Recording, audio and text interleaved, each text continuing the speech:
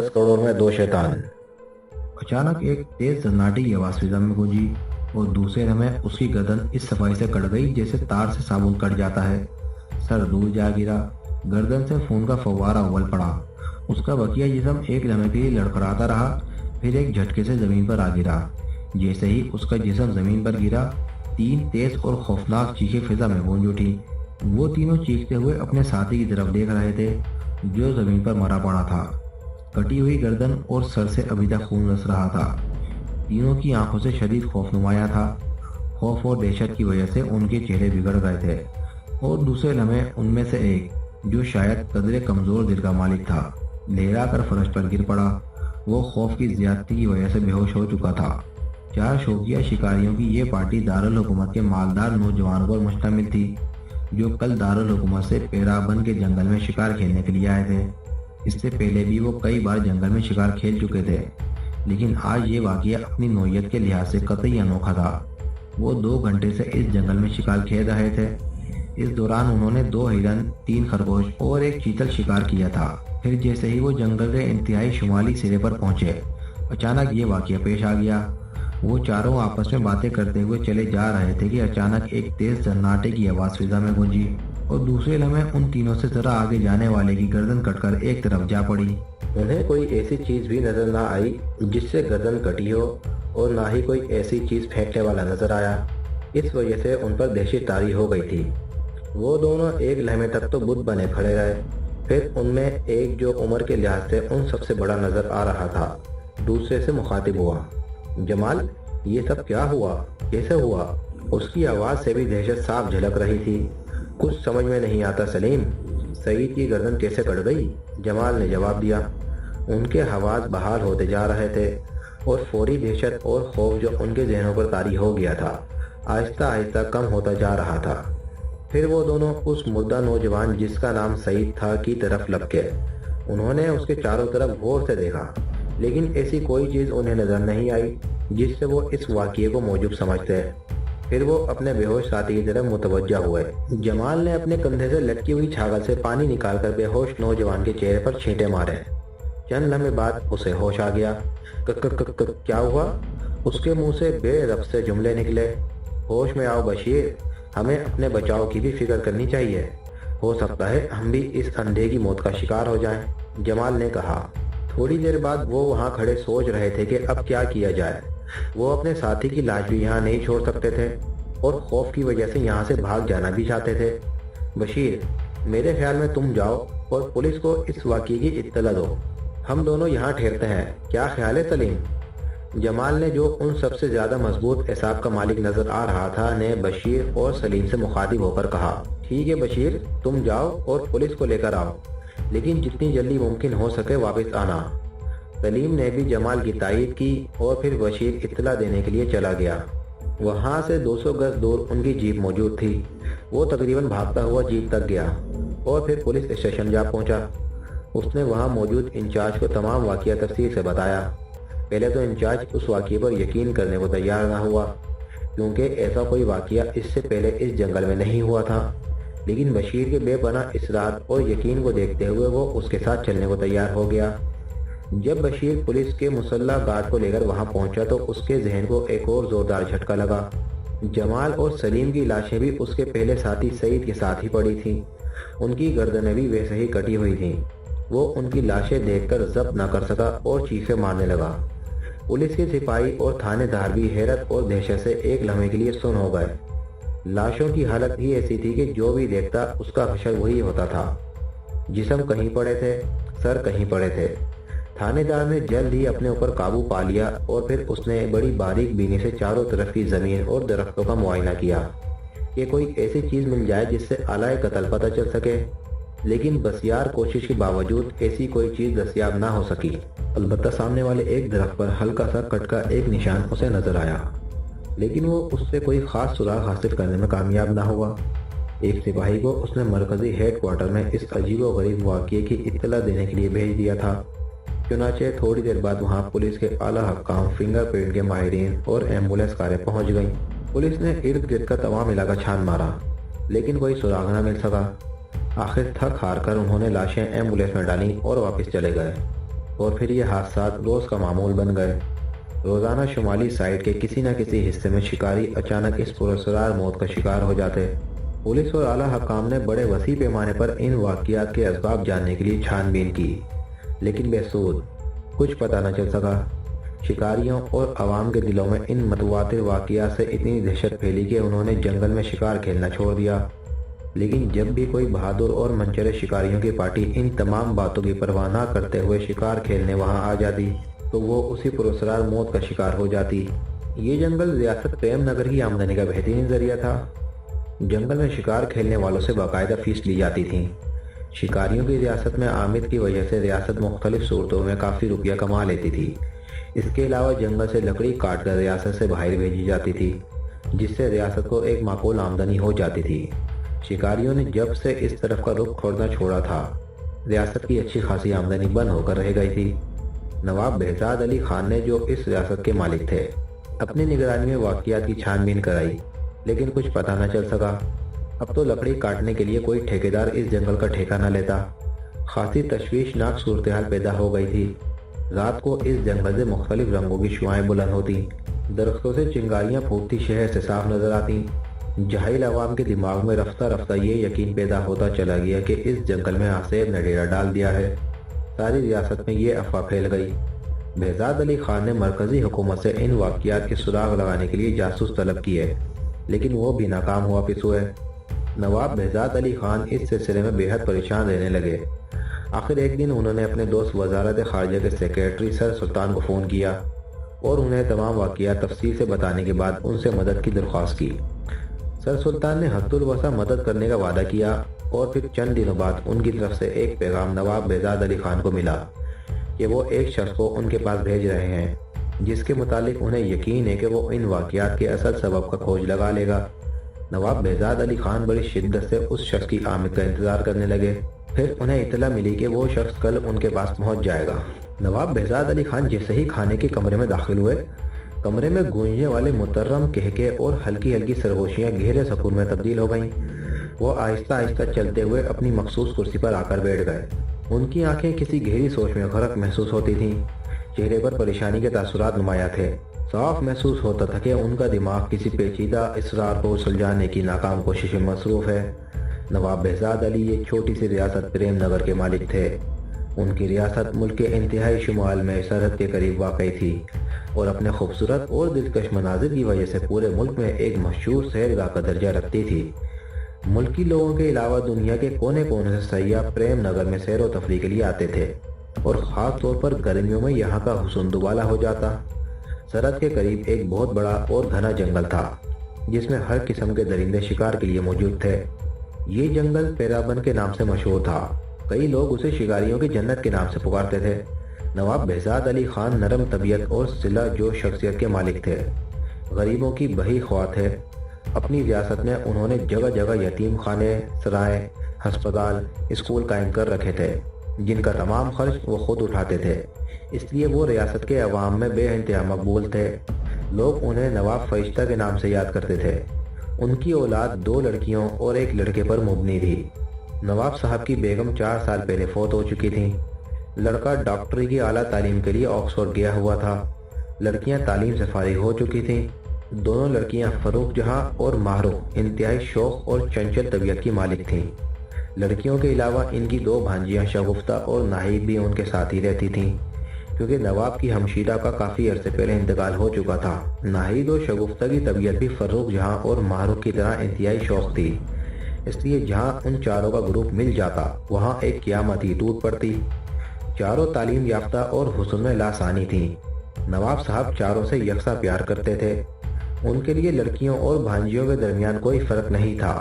وہ چاروں بھی نواب صاحب سے کافی حد تک بے تکلف تھیں، لیکن اس کے باوجود وہ ان کا ادب بھی بہت کرتی تھیں۔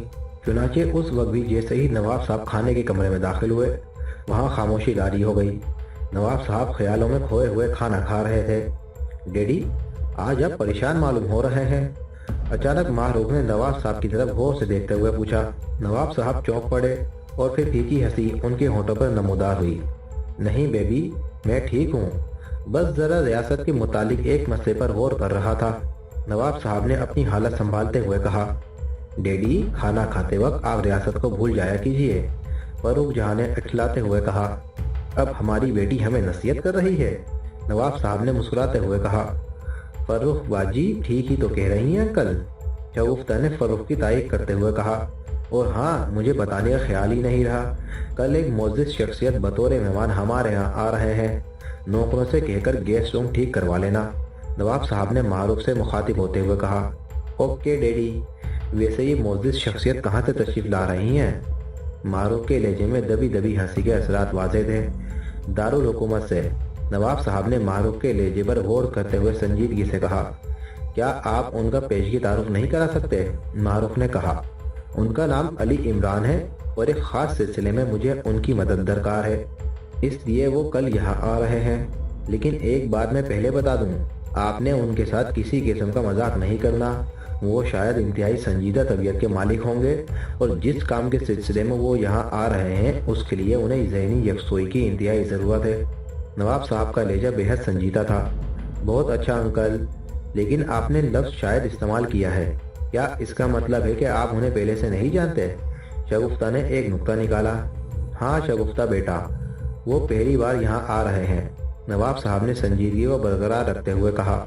और फिर वो सब खामोशी से खाना खाने में मशगूल हो गए। नवाब साहब के अलावा बाकी सब के दिमाग में वो मोअज़्ज़िज़ शख्सियत घूम रही थी। सब अपनी अपनी जगह उस शख्सियत का तसव्वुराती खाका बांध रही थी कि वो शख्सियत कैसी होगी। इतने में नवाब साहब ने खाना खाकर हाथ रुमाल से पोंछने शुरू कर दिए। बाकी सब ने भी उनकी पैरवी की और हाथ धोने के बाद नवाब साहब अपने कमरे में चले गए और वो चारों दस्तरखान से उठकर एक दूसरे कमरे में आ बैठी। शगुफ्ता बाजी, वो मोअज़्ज़िज़ शख्सियत कैसी होगी? नाहिद ने शगुफ्ता को मुखातिब करते हुए कहा। यही मैं सोच रही हूँ, शगुफ्ता ने जवाब दिया। मेरे ख्याल में वो इंतहाई तवील उल कामत, कवी उल हैकल, उधेड़ उम्र की शख्सियत होगी, जिसकी लंबी लंबी सफ़ेद मूछें होंगी, सर के आधे बाल गायब और बाकी आधे सफ़ेद होंगे। मारूफ ने अपने जहन में पैदा होने वाला खाका उनके सामने पेश कर दिया। बिल्कुल ठीक बाजी, बिल्कुल यही नक्शा मेरे जहन में भी था। इसके अलावा उनकी आंखों पर मोटे मोटे शीशे वाली धांधली सी ऐनक भी जरूर होगी, नाहिद ने खाके में इजाफा करते हुए कहा। और सब खिलखिलाकर हंस पड़ी। बाजी, ये शख्सियत कहीं अपने फलसफों और नसीहतों से बोर न करना शुरू कर दे, शगुफ्ता ने मुंह बिगाड़ते हुए कहा। देखो, ये तो उसकी आमद पर ही पता चलेगा, मारूफ ने कुछ सोचते हुए कहा। और फिर वो काफी रात गए तक उस मोअज़्ज़िज़ शख्सियत पर ही बहस करती रहीं।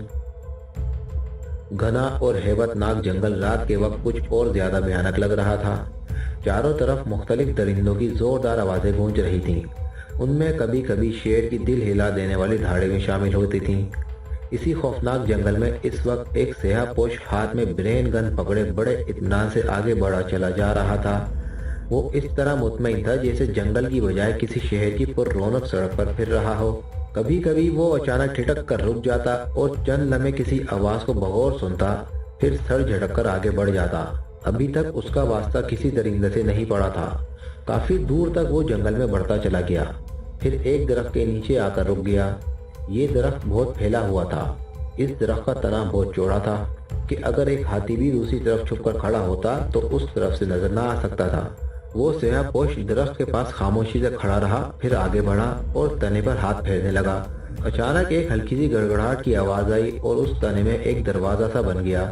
वो इधर उधर देखता हुआ उस दरवाजे में दाखिल हो गया। उसके दाखिल होते ही वो दरवाजा बंद हो गया। अंदर की तरफ सीढ़ियां बनी हुई थीं। स्याहपोश ने ब्रेन गन कांधे से लटकाई, जेब से एक छोटी सी टॉर्च निकाली और फिर उस टॉर्च की रोशनी के जरिए वो सीढ़ियां उतरता चला गया।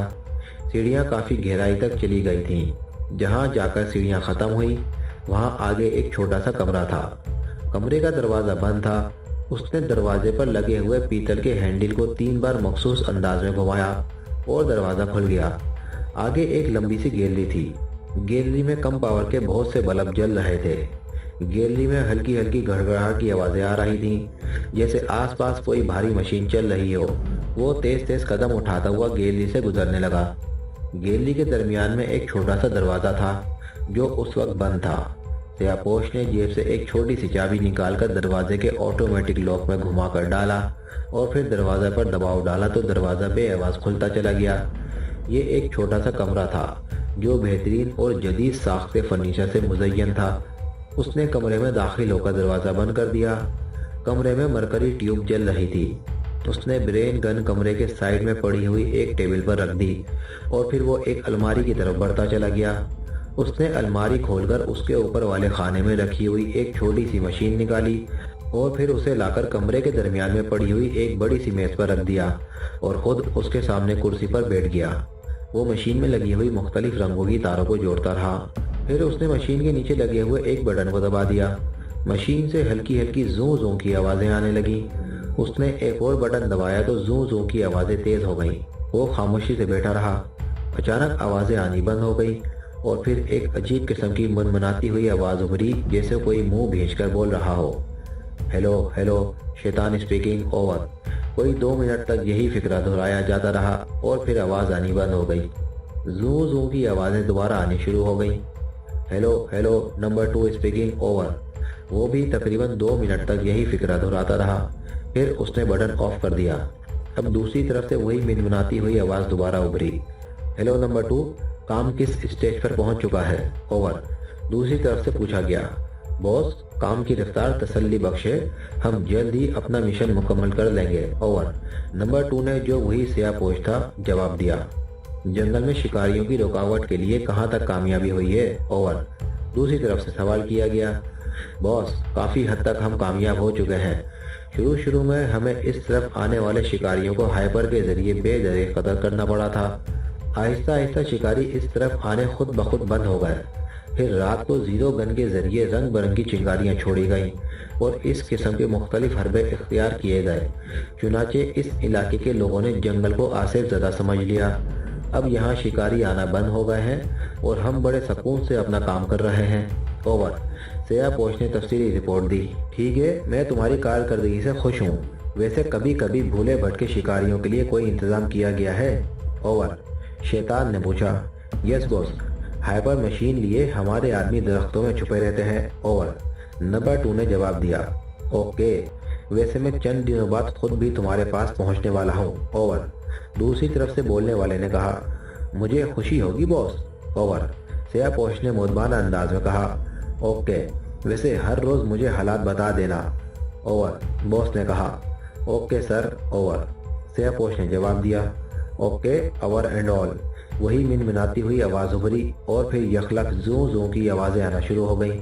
سیاہ پوش نے تمام بٹن آف کر دیے اور پھر تاریں علیحدہ کرنی شروع کر دی۔ تاریں علیحدہ کر کے اس نے مشین اٹھا کر واپس الماری میں رکھی اور پھر وہاں سے وسکی کی بوتل اور گلاس لے کر دوبارہ کرسی پر آ بیٹھا۔ بہزاد محل کے خوبصورت پورچ میں ایک لمبی سی گاڑی روکی اور پھر ڈرائیور نے باہر نکل کر کار کا پچھلا دروازہ کھول دیا۔ پورچ کے ساتھ والے برآمدے میں اس وقت نواب بہزاد خان اپنی دونوں لڑکیوں اور بھانجیوں کے ساتھ بذات خود موجود تھے۔ دروازہ کھلا اور ایک طویل القامت اور قوی الہیکل حبشی جس نے خاکی یونیفارم پہنی ہوئی تھی اور جس کے بیلٹ کے دونوں سائیڈوں پر ریوالور لگے ہوئے تھے، باہر نکلا۔ اس کی آنکھیں انتہائی سرخ تھیں۔ برآمدے میں کھڑی ہوئی لڑکیاں اسے دیکھ کر خوف سے سمٹ گئیں۔ واقعی وہ اپنے گہرے کالے رنگ، سرخ آنکھوں اور وسیع و عریض جسم کی وجہ سے انسان کی بجائے کوئی دیو لگ رہا تھا۔ نواب کی آنکھیں بھی اسے دیکھ کر حیرت سے پھیل گئیں۔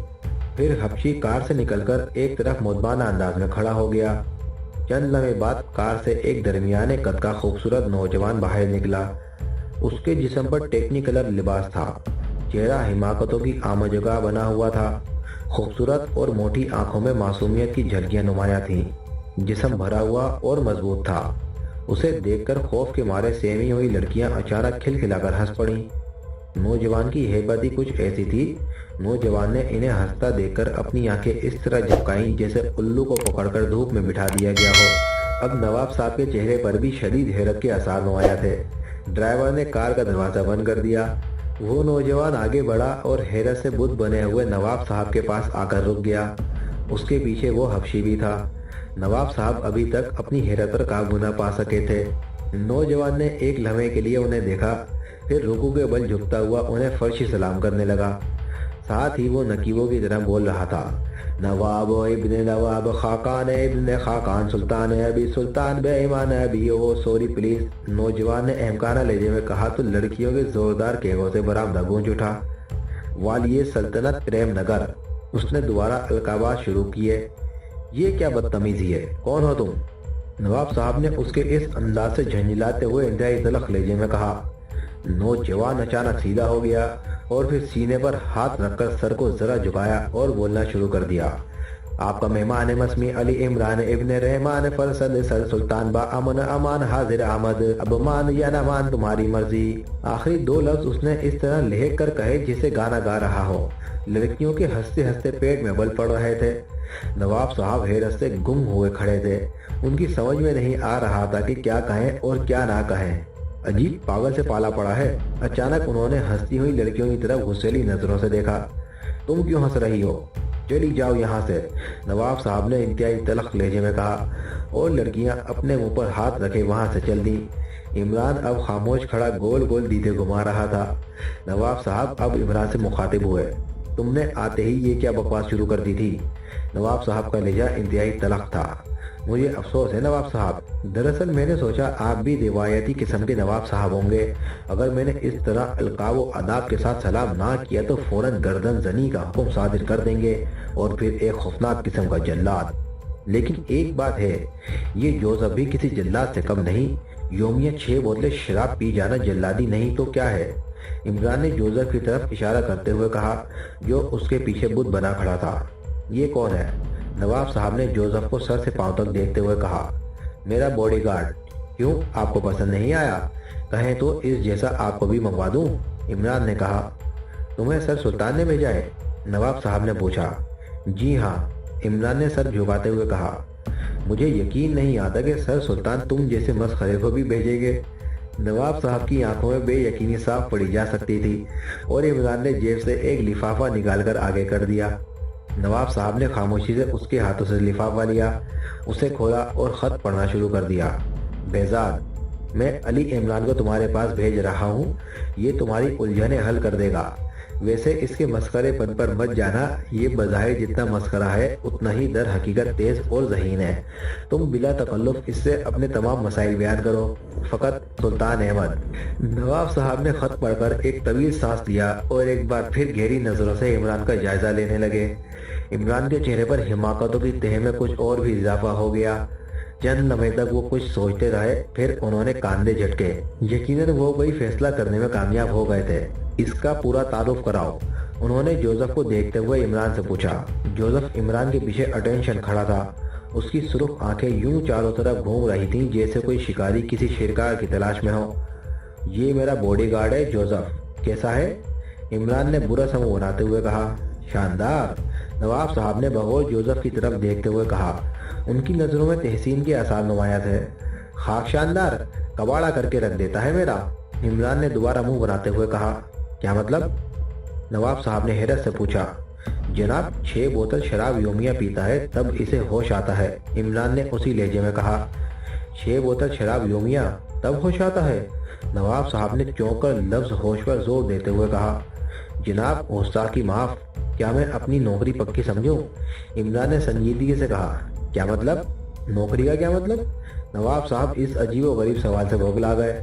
بات یہ ہے کہ آپ تو میرا اس طرح انٹرویو لے رہے ہیں جیسے نوکری کے امیدوار سے لیا جاتا ہے۔ اوہ معاف کرنا عمران بیٹے، میں تمہیں بیٹا ہی کہوں گا کیونکہ تم میرے بیٹے کی عمر کے برابر ہو۔ دراصل سچویشن ہی ایسی بن گئی ہے کہ میں حیرت کے لگاتار جھٹکوں کی زد میں آ گیا تھا۔ آؤ اندر چل کر بیٹھیں، نواب صاحب نے کہا۔ شکر ہے، میری تو ٹانگیں کھڑے کھڑے سوکھ گئی ہیں، عمران نے بڑبڑاتے ہوئے کہا۔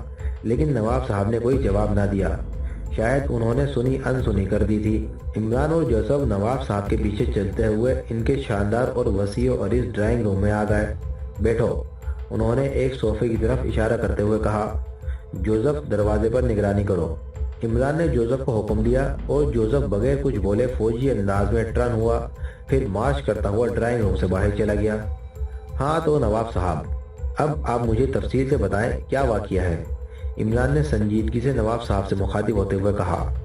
میرے خیال میں اب تم آرام کرتے، ڈنر کے بعد تمہیں تمام تفصیل سے آگاہ کر دوں گا، نواب صاحب نے کہا۔ اتنے میں ایک ملازمہ کافی کا جگ اور پیالیاں لے آئی۔ اس نے جگ سے دونوں پیالیوں میں کافی اونڈیلی اور بڑے ادب سے عمران اور نواب صاحب کے سامنے پیالیاں رکھ کر واپس چلی گئی۔ نہیں، میرے خیال میں آپ ابھی بتا دیں تاکہ میں ڈنر تک اس کے متعلق کوئی پروگرام بنا لوں۔ میں اس سلسلے میں وقت ضائع نہیں کرنا چاہتا۔ عمران نے سنجیدگی سے کہا۔ بہتر، جیسے تمہاری مرضی۔ اور پھر نواب صاحب نے تمام واقعات پوری تفصیل کے ساتھ بتا دیے اور اس کے ساتھ ساتھ ریاست کے نقصانات کا بھی ذکر کیا، جس میں شکاریوں سے ہونے والی آمدنی کے علاوہ جنگل سے لکڑی کی برآمد کا کاروبار بھی تھا۔ انہوں نے یہ شاید اس لیے کہا تھا کہ عمران کی نظروں میں ان واقعات کی اہمیت اجاگر ہو سکے، لیکن عمران کو ریاست کے نفع و نقصان سے کوئی غرض نہیں تھی۔ وہ تو سر سلطان کی ذاتی درخواست پر یہاں چلا آیا تھا۔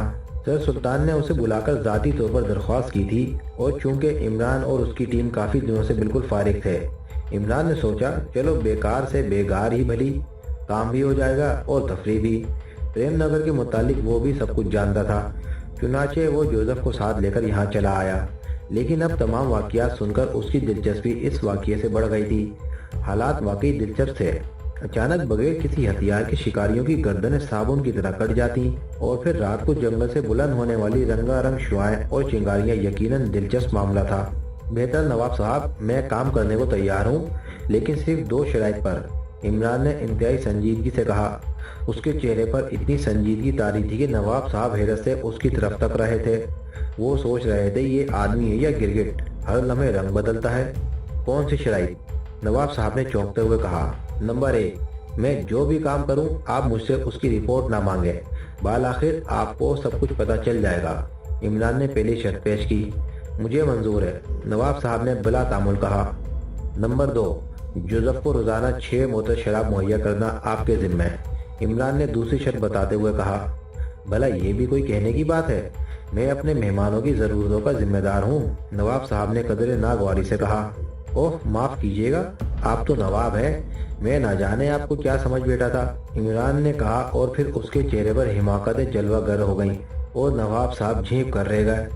اچھا اب تم آرام کرو، تمہارے اور تمہارے باڈی گارڈ کے لیے کمرے ٹھیک کر دیے گئے ہیں، ملاقات ڈنر ٹیبل پر ہوگی، نواب صاحب نے اٹھتے ہوئے کہا۔ یقیناً یقیناً، عمران نے سر جھکاتے ہوئے کہا۔ پھر نواب صاحب نے میز پر پڑی ہوئی ٹیبل بیل بجائی۔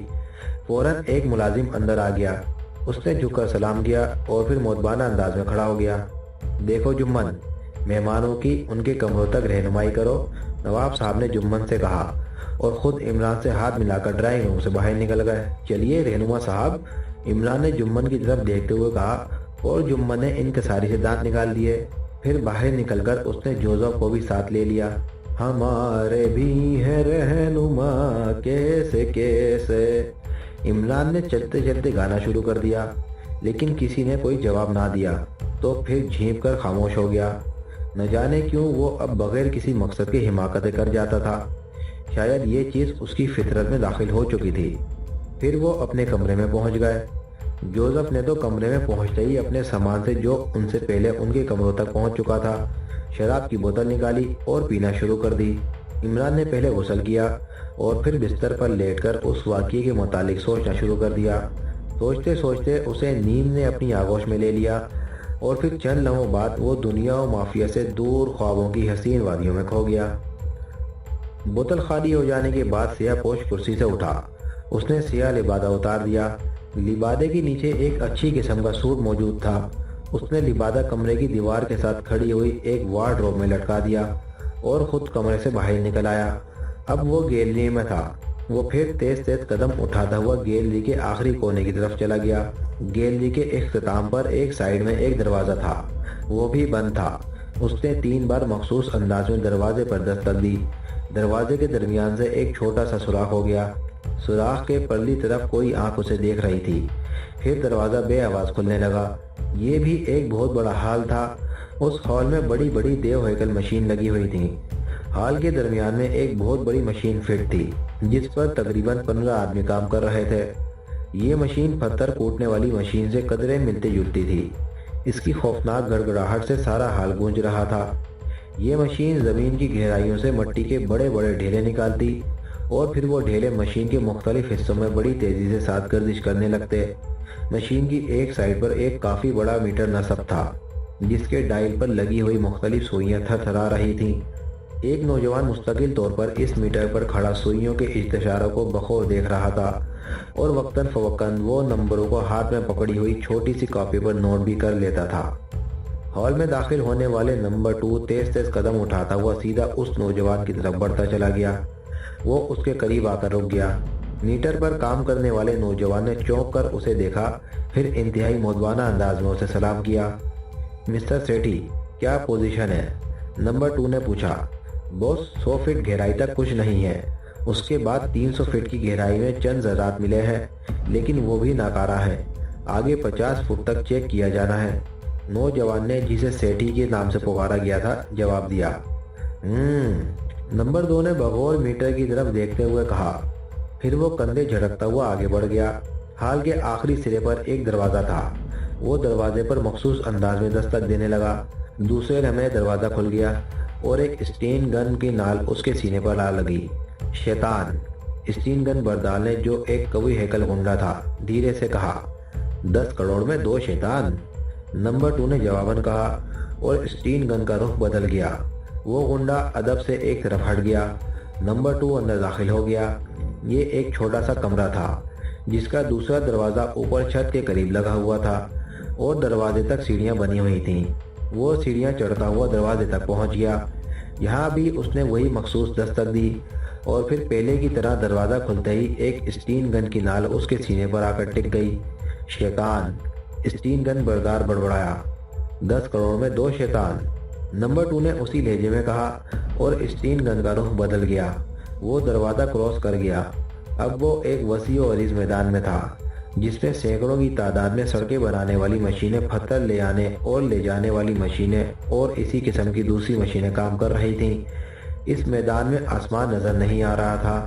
میدان کے اوپر چھت تھی، لیکن یہ میدان بھی انجینئرنگ کا اعلیٰ نمونہ تھا۔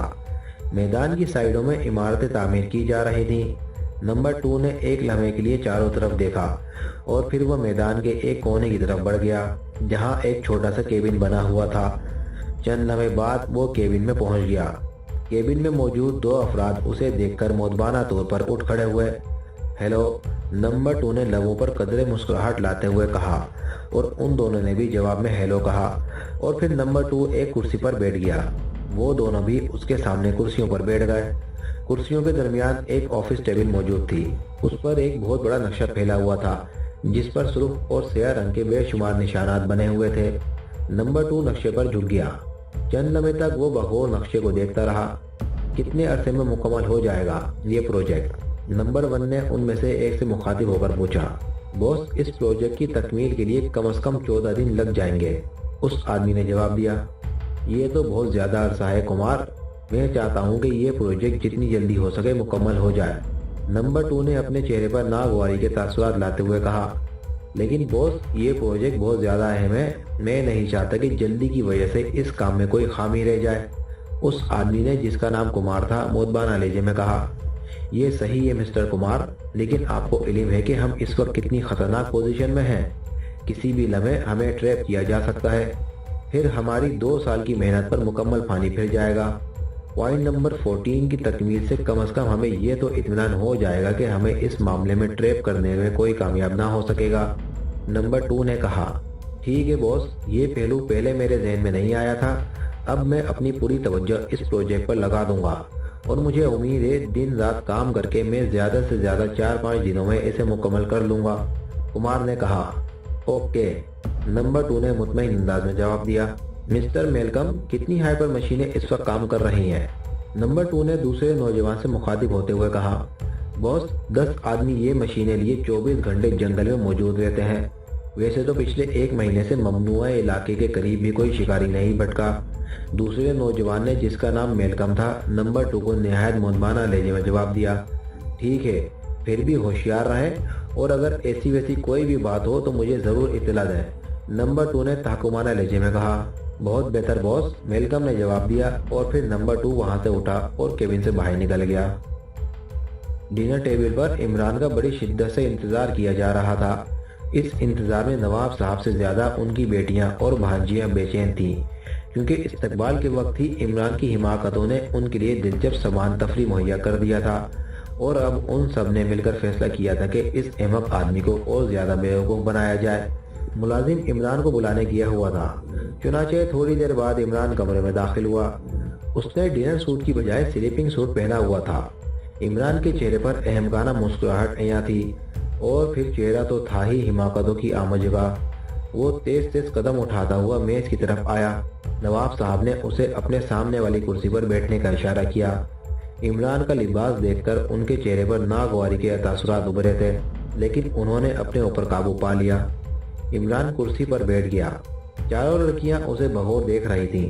عمران نے پہلے چاروں طرف نظریں گھما کر کمرے کو دیکھا، پھر جیسے ہی اس کی نظریں ماہروخ سے ٹکرائیں وہ شرما کر اپنی جگہ سمٹ گیا۔ اس کی اداکاری میں اتنی سچائی تھی کہ محسوس ہی نہیں ہوتا تھا کہ یہ سب کچھ اداکاری ہے۔ اسے شرماتا دیکھ کر لڑکیوں کے چہرے ہنسی سے سرخ ہو گئے، لیکن نواب صاحب کی وجہ سے وہ کھل کر نہیں ہنس سکتی تھیں۔ ملازموں نے ٹیبل پر کھانا کرنا شروع کر دیا۔ انکل، میرے خیال میں کھانے سے پہلے تعارف ہو جائے تو بہتر ہے، اچانک شگفتہ نے کہا۔ اس سے پہلے کہ نواب صاحب جواب دیتے، عمران بول پڑا۔ محترمہ، میں سمجھا نہیں، کیا یہ کسی نئی ڈش کا نام ہے یا کوئی مخصوص ورزش ہے جو کھانے سے پہلے ضروری ہے؟ عمران نے اہمکانہ لہجے میں کہا۔ کیا مطلب؟ نواب صاحب اور دیگر لڑکیوں کا چہرہ سوالیہ نشان بن گیا۔ میرا مطلب ہے، آپ نے کہا تھا کہ کھانے سے پہلے تعارف۔ عمران نے شرماتے ہوئے کہا اور لڑکیوں سے اپنے کہکے ضبط نہ ہو سکے۔ وہ کھلکھلا کر ہنس پڑی اور نواب صاحب بھی بے ساختہ مسکرا پڑے۔ عمران محفل کا یہ رنگ روپ دیکھ کر اور زیادہ جھیپ گیا۔ اس کا یہ جھیپنا لڑکیوں کے لیے اور بھی قیامت ہو گیا۔ ہنستے ہنستے ان کے پیٹ میں بل پڑ رہے تھے۔ اچانک نواب صاحب سنجیدہ ہو گئے اور انہوں نے لڑکیوں کو ڈانٹتے ہوئے کہا، آپ کو شرم آنی چاہیے، کیا یہی تہذیب ہے جس کا مظاہرہ آپ کر رہی ہیں؟ نواب صاحب نے کہا اور لڑکیوں نے مجبوراً اپنے کہکوں کا گلا گھونٹ دیا، لیکن ان کے چہرے اب بھی سرخ ہو رہے تھے۔ عمران ہر چیز سے بے پرواہ اس طرح کھانے پر ڈٹا ہوا تھا جیسے وہ زندگی میں پہلی بار کھانا کھا رہا ہو۔ کھانے کے دوران چھری کانٹے کا استعمال وہ جس طرح کر رہا تھا وہ مذائقہ خیز ضرور تھا۔ وہ چھری کو بائیں ہاتھ میں پکڑے ہوئے تھا اور کانٹا دائیں ہاتھ میں۔ وہ جب چھری سے گوشت کاٹنے میں ناکام ہو جاتا تو ایک لمحے کے لیے چور نظروں سے چاروں طرف دیکھتا کہ کہیں کوئی دیکھ نہ رہا ہو، اور پھر پھرتی سے کانٹا رکھ کر ہاتھ سے گوشت کی بوٹی منہ میں رکھ لیتا۔ لڑکیاں کنکھیوں سے یہ تمام ڈرامہ دیکھ رہی تھیں، لیکن نواب صاحب کی وجہ سے اپنے آپ پر جبر کیے بیٹھی تھیں۔ خدا خدا کر کے کھانا ختم ہوا۔ وہ سب میز سے اٹھ کھڑے ہوئے۔ عمران نے رومال سے ہاتھ صاف کرنے کی بجائے اپنے شرٹ کے دامن سے صاف کر لیے۔ نواب صاحب کے چہرے پر یہ بدتمیزی دیکھ کر انتہائی غصے کے آثار پیدا ہو گئے اور وہ منہ سے تو کچھ نہ بولے، البتہ غصے سے پیر پٹکتے ہوئے کمرے سے باہر نکل گئے۔ اب لڑکیوں کو موقع مل گیا۔ انہوں نے عمران کو چاروں طرف سے گھیر لیا۔ عمران کے چہرے پر پریشانی کے آثار صاف نمایاں تھے۔ اس کی حرکات و سکنات سے ایسا معلوم ہوتا تھا جیسے کوئی دیہاتی ایڈوانس شہری لڑکیوں کے درمیان پھنس گیا ہو۔ آپ کا نام کیا ہے؟ اچانک شگفتہ نے سوال کیا۔ Ali Imran, MSc DSc آکسین۔ عمران نے بڑے پروقار لہجے میں جواب دیا۔ ہم نہیں مانتی، لڑکیوں نے بیک وقت حیرت زدہ انداز میں کہا۔ نہ مانیے؟ آپ کے نہ ماننے سے مجھ کو کون سا بخار ہو جائے گا؟ عمران نے برا سا منہ بناتے ہوئے کہا۔ کیا آپ برا مان گئے ہیں؟ ماہ نے عمران کی ناراضگی کو محسوس کرتے ہوئے کہا۔ آپ نے مجھے جان کے تو نہیں پکارا؟ عمران نے شرماتے ہوئے کہا۔ کیا مطلب؟ لڑکیاں حیرت سے ایک دوسرے کا منہ دیکھنے لگیں۔ ان کی سمجھ میں عمران کا یہ فکرہ نہیں آیا تھا۔ مجھے شرم آتی ہے، عمران نے شرم سے دھورا ہوتے ہوئے کہا، اور لڑکیوں کی حیرت اور سنجیدگی میں اضافہ ہو گیا۔ آپ برائے مہربانی وضاحت کریں، ماہ نے سنجیدگی سے کہا۔ میرا مطلب ہے میں کیوں برا مانتا؟ برا تو وہ مانتے ہیں جنہیں جان کہا جائے۔ کیا آپ نے یہ مصرع نہیں سنا؟ جان کہہ کر پکارا تو برا مان گئے۔ عمران نے شرماتے شرماتے آخری وضاحت کر دی، اور لڑکیوں پر جو ہنسی کا دورہ پڑا تو رکنے میں نہیں آ رہا تھا۔ عمران انہیں اس بری طرح ہنستا دیکھ کر پہلے تو گھبرا گیا، پھر یکلخت اس پر گہری سنجیدگی طاری ہو گئی اور وہ برا سا منہ بناتے ہوئے کمرے سے باہر نکل گیا۔ لڑکیاں اب بھی بری طرح ہنس رہی تھیں۔ ان کے کہکہوں کی آواز کافی دور تک عمران کے کانوں میں آتی رہی۔ وہ شاید خود ان سے پیچھا چھڑانا چاہتا تھا۔ اس نے موقع غنیمت جان کر کمرے سے باہر نکلنے میں پھرتی دکھائی اور وہاں سے سیدھا جوزف کے کمرے میں آیا۔ جوزف کھانا اپنے کمرے میں کھا کر اس وقت شراب کی بوتل منہ سے لگائے ہوئے تھا۔ عمران دروازہ کھول کر اچانک اندر داخل ہو گیا۔ جوزف نے جو اسے یوں اچانک اپنے سر پر مسلط دیکھا تو جھٹ بوتل ایک طرف کر کے اٹینشن کھڑا ہو گیا۔ باس، بڑی اچھی جگہ ہے، نواب صاحب نے 10 بوتلیں بھجوائی ہیں، جوزف نے دانت نکالتے ہوئے کہا۔ تو اب ان کا کباڑہ کر کے چھوڑے گا؟ इमरान ने बुरा समूह बनाते हुए कहा। नहीं बॉस, नवाब ग्रेट है, जोसेफ ने सरगोशी के लहजे में कहा। कमाल है, पहले मैं ग्रेट था, अब नवाब ग्रेट हो गया है। कल को कोई तुम्हें 12 बोतलें दे दे तो वो ग्रेट हो जाएगा। जोसेफ, तुमने हमारी तौहीन की है, इमरान ने इंतहाई गुस्से लहजे में कहा। नो बॉस, मेरा ये मतलब नहीं था, तुम तो ग्रेटेस्ट हो बॉस, तुम मेरे बाप हो, बॉस हो मेरे, जोसेफ ने कहा। बस बस, अब ज्यादा मक्खन न लगाना, जल्दी से तैयार हो जाओ, हम जंगल में शिकार खेलेंगे, इमरान ने आंखें घुमाते हुए कहा। शिकार, और इस वक्त यानी रात को? बॉस, क्या तुमने भी बोतल पी ली है? जोसेफ ने हैरत ज़दा अंदाज में कहा। अबे उल्लू का शिकार रात को नहीं किया जाता तो क्या दिन में किया जाता है? इमरान ने मुंह बनाते हुए उसे अपने शिकार की पूरी तफसील बताई और जोसेफ अपनी आंखें यूं झपकने लगा जैसे वो खुद उल्लू हो और इमरान उसके शिकार पर जा रहा हो। तुम्हारी मर्जी है बॉस, मैं तैयार हूँ, लेकिन एक बात है, उल्लू हमें रात को नजर कहाँ आएगा? आखिरकार जोसेफ ने कंधे झटकते हुए कहा। कोई बात नहीं, हमें उल्लू नजर नहीं आएगा, हम तो उल्लू को नजर आ जाएंगे ना, बस इतना ही काफी है, इमरान ने पलके झपकाते हुए कहा। फिर इमरान कपड़े तब्दील करने चला गया। कपड़े तब्दील करने के बाद वो नवाब साहब से मिला और उन्हें हैंड ग्रेनेड, 2 राइफलें और कारतूस मुहैया करने के लिए कहा। नवाब साहब ने इस वक्त जंगल जाने से उन्हें रोका, लेकिन इमरान के इसरार पर आखिरकार उन्होंने सामान मुहैया करने की हामी भर ली। क्लब की रौनकें अपने पूरे उरूज पर थीं। 3 क्रॉस क्लब रियासत प्रेम नगर का सबसे आलीशान, मॉडर्न और महंगा क्लब था।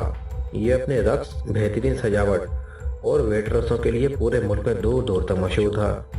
जो सयाह भी प्रेम नगर आता वो ज़रूर इस क्लब में हाजिरी देता। सयाहों का कहना था कि इस क्लब में जाए बगैर प्रेम नगर की सैर मुकम्मल नहीं होती। आज क्लब के डाइनिंग हॉल में तल धरने की जगह न थी। हॉल में तमाम बत्तियां गुल हो गईं और स्टेज की धूलिया रोशनी बरकरार रही। तमाम लोगों की नजरें स्टेज पर मरकूज हो गईं। चंद लम्हों में हसीन और जमील अज़ाबेला स्टेज पर रक्स करने के लिए मौजूद थी। सब लोग अज़ाबेला का रक्स इन्हमाक से देखते थे।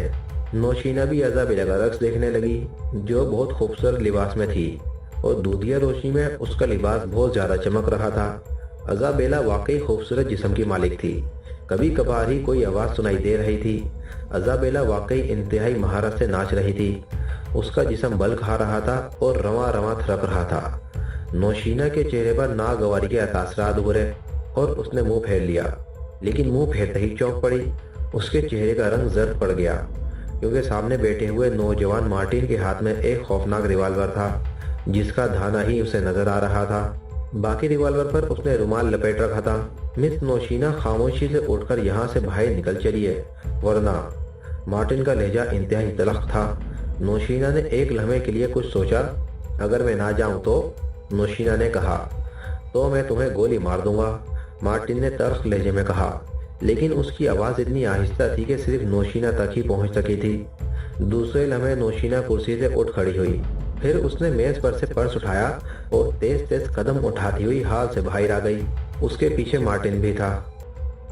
इमरान की जीप जैसे ही घने जंगल में दाखिल हुई, जोसेफ के मुंह से मुसरत भरी कलकारी निकली। जंगल की मखसूस खुशबू ने उसके जिस्म में खुशी की लहर दौड़ा दी थी।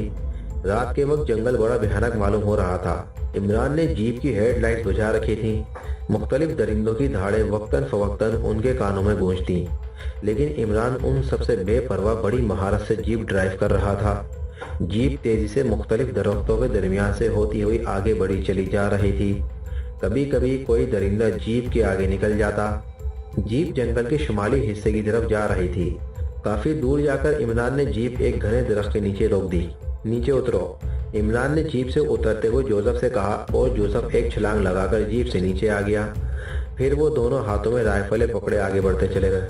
बॉस, मुझे तो कोई उल्लू नजर नहीं आ रहा, जोसेफ ने चारों तरफ भगोर देखते हुए कहा। मुझे तो काफी देर से नजर आ रहा है, इमरान ने चलते चलते कहा। कहाँ बॉस? जोसेफ ने हैरत से पूछा। ये जो मेरे साथ राइफल पकड़े आ रहा है, इमरान ने जोसेफ की तरफ इशारा किया। ही बॉस, अगर मैं उल्लू हूँ तो तुम उल्लू के बॉस हो, यानी ग्रेट उल्लू, जोसेफ ने हंसते हुए कहा तो इमरान झीप गया। जंगल की फिजा ने जोसेफ का दिमाग रोशन कर दिया था। अचानक चलते चलते जोसेफ ठिठक कर रुक गया। इमरान भी उसे रुकता देखता हुआ रुक गया। जोसेफ बार बार नाक सुखेकर सूंघ रहा था, जैसे किसी की खुशबू सूंघ रहा हो। बॉस, मुझे खतरा महसूस हो रहा है, जोसेफ ने नाक सुखेड़ते हुए कहा। कैसा खतरा? इमरान ने पूछा। बॉस, हमारे नज़दीक कुछ और इंसान भी मौजूद हैं, जोसेफ ने कहा। इंसान? और इस वक्त भूत वगैरह होंगे? इमरान ने कहा। अचानक एक तेज जन्नाटे की आवाज़ फिजा में गूंज उठी। इमरान ने तेजी से जोसेफ को धक्का देकर नीचे गिरा दिया और जोसेफ के साथ खुद भी नीचे जा गिरा। कोई चीज़ जन्नाटेदार आवाज़ पैदा करती हुई जोसेफ और इमरान के दरमियान से गुजर गई। जोसेफ ने ज़मीन पर गिरते ही फुर्ती से करवट बदलकर राइफल को कंधे से लगा लिया और ट्रिगर दबा दिया। दूसरे लम्हे जंगल एक जोरदार इंसानी चीख से गूंज उठा। फिर एक इंसानी जिस्म साइड वाले घने दरख्त से नीचे जमीन पर आ गिरा। उसके हाथ से एक पिस्तौल नुमा आला भी गिरा था। जोसेफ, करवटें लेकर यहाँ से हट जाओ, दूसरा वार होगा, इमरान ने दबी आवाज में कहा। और फिर इमरान और जोसेफ तेजी से जमीन पर करवटें लेने लगे। फिर फिजा में 2-3 बार तेज जन्नाटी की आवाजें गूंजी। इमरान और जोसेफ मुतवातिर करवटें बदल रहे थे। फिर अचानक इमरान की राइफल से एक शोला निकला और दूसरे लम्हे एक और इंसानी जिस्म एक दरख्त से नीचे आ गिरा।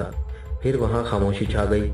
इमरान और जोसेफ एक दरख्त के तने के साथ लगे पड़े थे, लेकिन खामोशी जल्द ही धार में तब्दील हो गई। ये शेर की आवाज़ थी जो शिकार की बू पाकर करीब आ गया। खतरा, बॉस, शेर हमला करने वाला है, जोसेफ ने दबे अल्फाज में इमरान से कहा। तुम करवटें लेते हुए साथ वाले किसी दरख्त के पीछे छुप जाओ, इमरान ने सर्द आवाज में कहा और जोसेफ करवटें लेता हुआ अंधेरे में गायब हो गया। इमरान दुम साधे राइफल कांधे से लगाए दरख्त के तने के साथ पड़ा था। शेर ने दूसरी धाड़ मारी। उसकी दूसरी धाड़ से इमरान के कान गूंज उठे। शेर बिल्कुल करीब आ चुका था। इमरान राइफल के ट्रिगर पर उंगली रखे चीते किसी नजरों से चारों तरफ देख रहा था। वैसे उसका ज्यादा ध्यान उस तरफ था। दूसरे लम्हे उसके जहन में शेर से बचने की एक और तरकीब आई। उसने उड़कर दरख्त पर चढ़ना चाहा, लेकिन फिर वो दोबारा नीचे गिर गया, क्योंकि दरख्त पर एक बहुत बड़ा सांप लटका हुआ था। सांप का मुंह उसके सर से तकरीबन 5 फीट ऊपर था और उसकी सुर्ख चमकती हुई आंखें इमरान पर गड़ी हुई थी। इमरान चारों तरफ से घिर चुका था। दरख्त पर सांप इमरान की ताक लगाए हुए था। बाएं तरफ शेर घात में था और बाकी साइडों पर अनजाने दुश्मन थे। इमरान को अपने एसाब में कशीदगी महसूस हुई, लेकिन फिर वो अपनी बेपनाह कुव्वत इरादी के बल पर पुरसुकून होता चला गया, क्योंकि उसे अच्छी तरह इल्म था कि अगर वो जर्रा भी नर्वस हुआ तो मारा जाएगा। दूसरे लम्हे उसे सामने वाली झाड़ियों से 2 सुर्ख बल्ब चमकते हुए नजर आए। वो समझ गया कि ये शेर है। उसने फुर्ती से राइफल कंधे से लगाई और उन आंखों के दरमियान निशाना लेने लगा। दूसरे लम्हे वो ट्रिगर दबा चुका था। उधर उसी लम्हे शेर ने उस पर जुस्त लगाई थी। राइफल ठुस होकर रह गई। वो जाम हो चुकी थी। इमरान मौत के मुंह में पहुंच चुका था, लेकिन उसने इंतहाई तेजी से कलाबाजी दिखाई और शेर ऐन उसी जगह पर आ गिरा जहां 1 सेकंड पहले वो मौजूद था। सूरत हाल को काबू से बाहर देखते हुए वो राइफल फेंककर उठ खड़ा हुआ। शेर जैसे ही जमीन पर गिरा, अपने शिकार को वहां ना पाकर वो तेजी से घूम गया। अब शेर और इमरान एक दूसरे के सामने थे। इमरान ने बेड से लगा हुआ एक तेज धार का खंजर निकालकर बाएं हाथ से पकड़ लिया और अब वो शेर के साथ 2-2 लड़ाई के लिए तैयार था। शेर चंद लम्हों तक उसे देखता रहा। फिर उसकी पिछली टांगें जमीन पर लगी और वो यकदम तेजी से चारों तरफ चक्कर खाने लगा। दूसरे लम्हे शेर ने दोबारा इमरान पर जुस्त लगा दी। इमरान फुर्ती से एक तरफ हट गया। उसके हटने का अंदाज ऐसा था जैसे बिजली लहराई हो। शेर जैसे ही वहां आ गिरा, इमरान ने जस्त लगाई और दूसरे लम्हे वो शेर की पीठ पर सवार था। उसने दोनों टांगों से शेर के पेट के गर्द कैंची डाल दी और दायां हाथ शेर की गर्दन के गिर्द लपेट दिया। बाएं हाथ में पकड़ा हुआ खंजर खिंच की आवाज के साथ शेर के पहलू में घुस गया। शेर भयानक आवाज में धाड़ा। ये सब कुछ एक लम्हे के अंदर हो गया था। शेर ने अपने जिस्म को जोरदार झटका दिया ताकि इमरान को गिरा सके, लेकिन इमरान उसकी पीठ से जूं की तरह चिपट गया। शेर भौंकला गया। उसे उस किस्म के शिकार से कभी पाला नहीं पड़ा था। चुनाचे घबराहट में वो जमीन पर गिर पड़ा।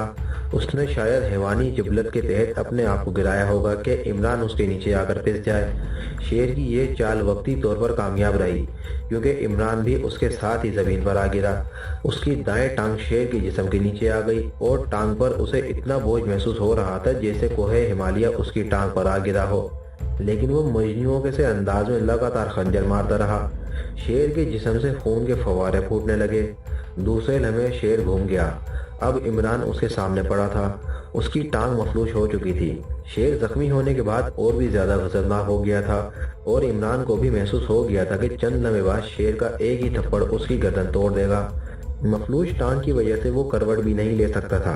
پھر شیر کا پنجہ زمین سے اٹھا۔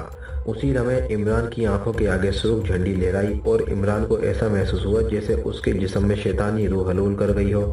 اب عمران بھی درندہ بن چکا تھا۔ عمران کے ہاتھ سے خنجر پہلے ہی گر چکا تھا۔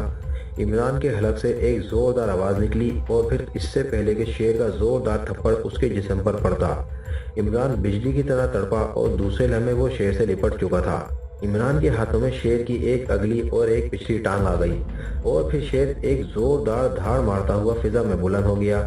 عمران نے شیر کو دونوں ہاتھوں کے زور سے اٹھا لیا تھا۔ انسانی طاقت اور قوت کی انتہا تھی۔ دوسرے لمحے عمران نے شیر کو ایک جھکولا دیا اور وہ سامنے والے درخت سے ٹکرا گیا۔ شیر کا سر زوردار آواز سے درخت کے تنے سے ٹکرایا۔ عمران اپنی پوری قوت لگا چکا تھا، اس لیے رد عمل کے طور پر اس کی آنکھوں کے آگے اندھیرا سا چھانے لگا اور پھر وہ فضا میں ہاتھ مارتا ہوا لہرا کر زمین پر آ گرا۔ وہ بے ہوش ہو چکا تھا۔ شیر اب تکلیف کی وجہ سے مسلسل دھاڑے مار رہا تھا۔ وہ درخت سے ٹکرانے کے بعد ایک دفعہ پھر اپنے پیروں پر کھڑا ہوا، لیکن اس سے پہلے کہ وہ عمران پر جم کرتا، فائر کی آواز سے جنگل گونج اٹھا۔ گولی شیر کا دماغ پھاڑتی ہوئی گزر گئی اور شہد لہرا کر وہیں گر گیا۔ وہ چند لمحے تڑپنے کے بعد ختم ہو گیا۔ عمران اور شیر ایک دوسرے سے 5 فٹ کے فاصلے پر پڑے تھے۔ عمران بے ہوش پڑا تھا، شیر مر چکا تھا۔ یہ گولی جوزف کی رائفل سے نکلی تھی، جو وہاں سے 20 فٹ دور ایک درخت کے تنے کے پیچھے موجود تھا۔ جوزف نے اس سے پہلے بھی شیر پر گولی چلانے کی کوشش کی تھی، لیکن وہ بار بار رک گیا تھا کیونکہ عمران اور شیر ایک دوسرے سے اس انداز میں لپٹے ہوئے تھے کہ اسے خطرہ تھا کہ کہیں گولی عمران کو نہ لگ جائے۔ اب جیسے ہی شیر عمران سے دور ہوا تو اس نے فائر کر دیا۔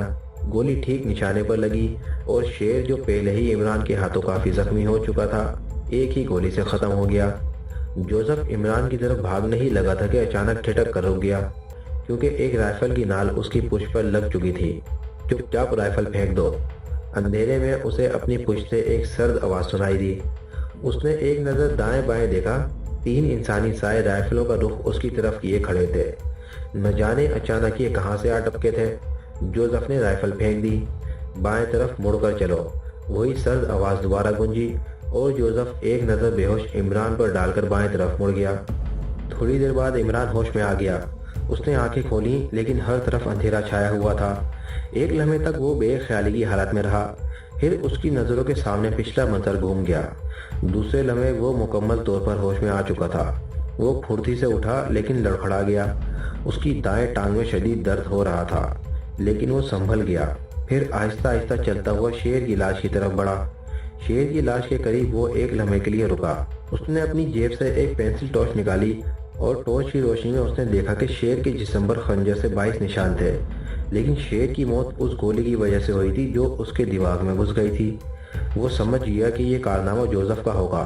جوزف کا خیال آتے ہی اس نے حیرت سے چاروں طرف دیکھا، لیکن جوزف اسے کہیں نظر نہ آیا۔ اس نے 2-3 آوازیں بھی دیں، لیکن جوزف غائب تھا۔ ادھر ادھر دیکھنے کے بعد اسے یقین ہو گیا کہ جوزف غائب ہو چکا ہے۔ اس نے پھر ٹارچ کی مدد سے ادھر ادھر ان لاشوں کو تلاش کیا جو جوزف اور اس کی گولیوں سے درختوں سے گرے تھے، لیکن وہاں کسی چیز کا کوئی نشان نہیں تھا، نہ ہی لاشیں تھیں اور نہ ہی کوئی ہتھیار۔ ناچار وہ واپس اپنی جیپ کی طرف مڑا۔ اس کی رائفل بھی غائب تھی۔ وہ آہستہ آہستہ چلتا رہا۔ پھر تھوڑی دیر بعد وہ اپنی جیپ تک پہنچ گیا۔ اس نے ایک نظر جیپ کے اندر ڈالی اور اسٹیئرنگ سنبھال لیا۔ جیپ مڑی اور پھر تیزی سے بھیانک جنگل میں بھاگنے لگی۔ وہ مبہول صورت نوجوان جس نے نوشینہ کو اپنا نام مرزا اشفاق احمد بتایا تھا، تیز تیز قدم اٹھاتا ہوا کلب کے مین گیٹ سے باہر نکل آیا۔ اب اس کا رخ پارکنگ شیڈ کی طرف تھا۔ پارکنگ کے شیڈ میں ایک موٹر سائیکل موجود تھا۔ اس نے موٹر سائیکل اسٹارٹ کیا اور گولی کی رفتار سے اس کا موٹر سائیکل سڑک پر آ گیا۔ رات کا وقت تھا، سڑک پر ٹریفک نہ ہونے کے برابر تھی۔ وہ موٹر سائیکل کی رفتار بڑھاتا چلا گیا۔ اس کا رخ شہر کی وسطی آبادی کی طرف تھا۔ یہ آبادی درمیانے درجے کے مکانات پر مشتمل تھی۔ اچانک ایک موڑ مڑنے پر اسے تعاقب کا احساس ہوا۔ اس نے موٹر سائیکل کے بیک مرر میں اسپورٹس کار کا ہیولہ دیکھا۔ وہ کافی دیر سے اس کار کو اپنے پیچھے دیکھ رہا تھا، لیکن پہلے اس نے خیال نہیں کیا تھا، لیکن اب اسے احساس ہوا کہ یہ کار تعاقب میں ہے۔ چنانچہ اس نے موٹر سائیکل تیزی سے ایک اور سڑک کی طرف موڑ دیا، لیکن خلاف توقع کار سیدھی گزرتی چلی گئی۔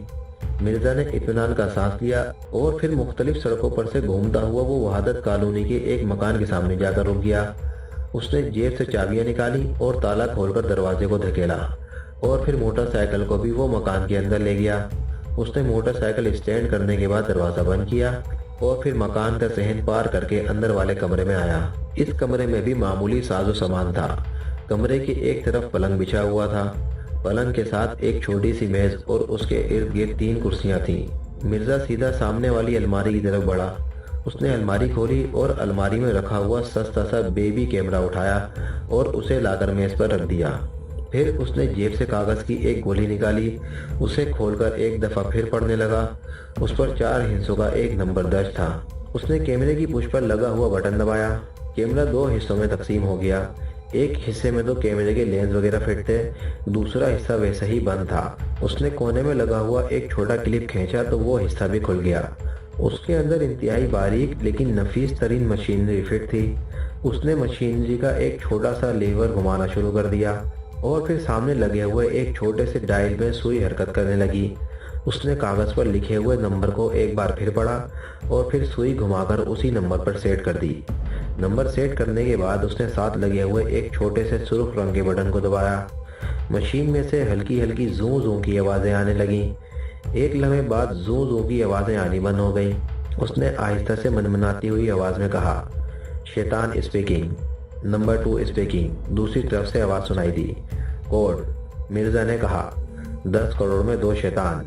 दूसरी तरफ से वही आवाज़ आई, ओके। नंबर 2 मिशन की क्या पोजीशन है? मिर्जा ने कहा, काम बड़ी तेज़ी से हो रहा है बॉस। नंबर 2 ने कहा, पॉइंट 14 मुकम्मल हो गया है? मिर्जा ने कहा, यस बॉस, आज वो मुकम्मल हो गया है। नंबर 2 ने कहा, कल मैं मुआयने के लिए आऊँगा, पॉइंट 0 पर मुझे मिलना 12 बजे के बाद। मिर्जा ने कहा, ओके सर, मैं वहाँ मौजूद रहूँगा। नंबर 2 ने कहा, okay our and all. Mirza ने सुर्ख रंग का बटन दबाते हुए कहा और फिर उसने दोबारा क्लिप खींचा। फिर उसने कैमरे के दोनों हिस्सों को जोड़कर रख दिया। अब वो दोबारा से सस्ता सा कैमरा था जिसे देखकर कोई भी अंदाज़ा नहीं लगा सकता था कि इस सस्ते कैमरे में जदीद और फ़ोन टाइप ट्रांसमीटर फिट होगा।